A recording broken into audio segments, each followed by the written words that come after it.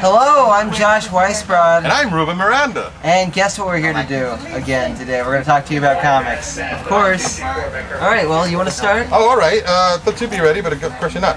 There's I'm give you a chance. DC has put out a collection of Superboy stories, really old Superboy stories.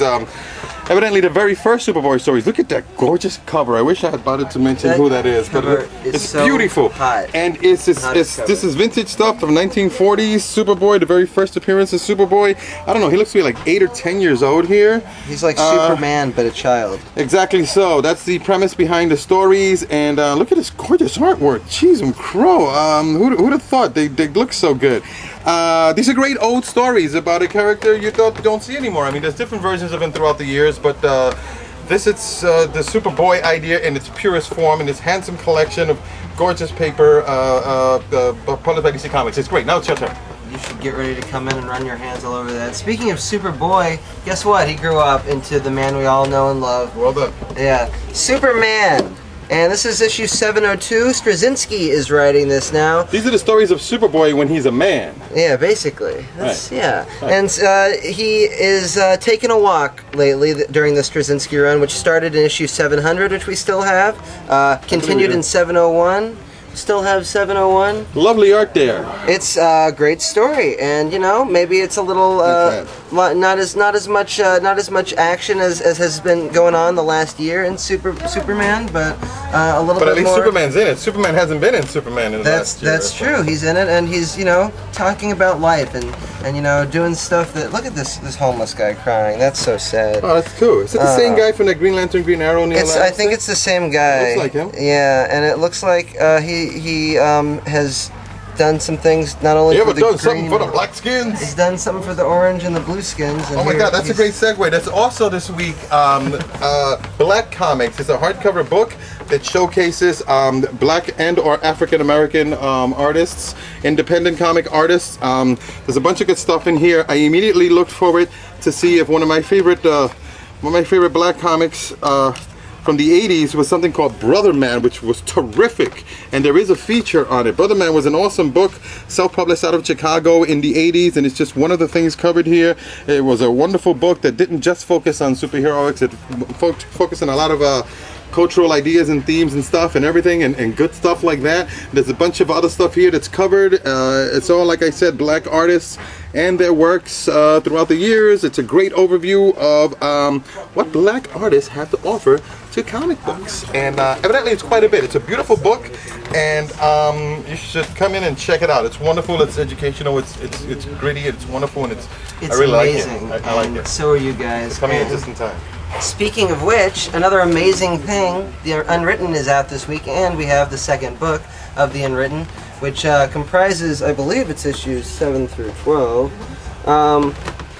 It picks up where the last one left off, anyway. Quite naturally. It follows quasi-fictional character Tommy Taylor and his friends Lizzie Hexam and that French guy who's like a writer. Anyway, this has some really great stories in it. He goes to prison after being accused of murder, and hilarity ensues. It's really not that funny, but they do have this really great talk about they go into a Nazi-related story.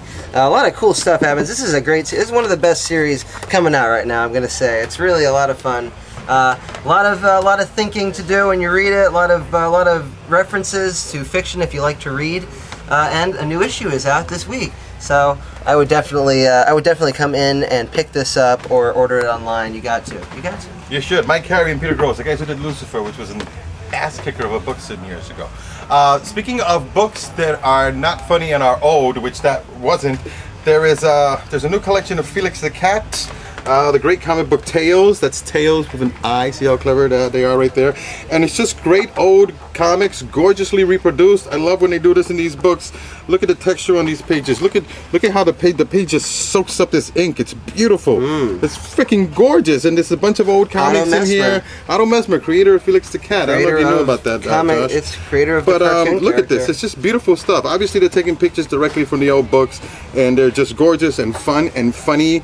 And a lot of instant fun like we used to have. That one. I doubt that you do. But anyway, it's great. It's lovely. It's beautiful, and it's a book that everyone who likes Felix the Cat should get, and it would probably turn people who don't like Felix the Cat into people who do. And what would be wrong with someone that they wouldn't like Felix the Cat? They'd have to be evil, hateful people. At the very least. Yeah. Also out this week we have a collection of Penny Arcade, the very popular comic strip from the internet by Jerry Holkins and Mike Krahulik. It is it's a comic strip that parodies video games, has commentary about video games in the industry and things that aren't even related to video games. I don't even play video games and I read this. It's a lot of fun. I've known you to play video games. I have played video games, but I don't really keep up with the news or anything. Anyway, if you don't, he does explain sort of what's going on also. And also there are really great gags like this one where he murders his wife. Which is a lot of fun. Definitely smashes her head against the table, and it's just a wonderful read. These are from a couple of years ago. We also have the other collections of Penny Arcade in stock. Highly recommend it. Do you recommend that? I recommend it. Javier recommends Lock and Key. This is the third Lock and Key book. Quite honestly, I haven't gotten to them. I've heard good things. They look fantastic. Javier says this is a fantastic book, but quite honestly, I mean, look at it. It is gorgeously drawn, and it's probably very good. I suspect it's good because I know that Javier likes it. So who knows? Who knows exactly what's going on there? Oh, well, there he goes. So anyway, thanks for that. That was a weird coincidence how that happened. Right. Wow. Anyway, so a new Star Trek omnibus out this week. It's got pretty much all of the recent Star Trek books that have been coming out lately from IDW, and they are all based on the original series. It's like having new original series episodes to watch, and you know, there's also all the alien spotlight stuff on the Klingons and the Gorn and you know, the Tribbles, all that stuff is in here. Been waiting for someone to flesh out the Gorn. You know, we didn't see a lot of Gorn in that one episode. Well, the Gorn's here. He's ready to rock. He's going to destroy you. Oh yeah, he just loves rocking. He's a big rock star, the Gorn. Anyway, this is side the head with a rock. You know, I'm not going to say that these are interesting, but I will say that they are fascinating. That's fantastic. Was that John Byrne I saw there? John Byrne did many of these stories. John Byrne, a cool dude in a loose mood. Also, there is the Big Book O Ditko. It's another Steve Ditko collection from Pure Imagination, who they collect a bunch of old stuff. This is Steve Ditko. I don't know if anybody knows out there who Steve Ditko is. He created Spider-Man with a little help from Stan Lee and Doctor Strange, and a bunch of other stuff for other companies. I don't know, the Blue Beetle, the Silver Age Blue Beetle, the Question, Captain Atom, the characters who form the basis of Watchmen, and you know, Hawk and Dove, a bunch of other stuff. He's just a phenomenal storyteller, especially good in black and white. I mean, a lot of time colors just takes away from a lot of the detail in his art. He is an unparalleled storyteller. Better storyteller and layout artist than Kirby, that's for sure. Oh, controversial. It's true. It's just the truth. Anyway, it's great. It's a new Ditko collection. It's not new material, although we do have new material from Ditko. If you're so interested, it's all fascinating stuff, and it's all great by one of the great masters of the industry, of the field. The best. Yeah.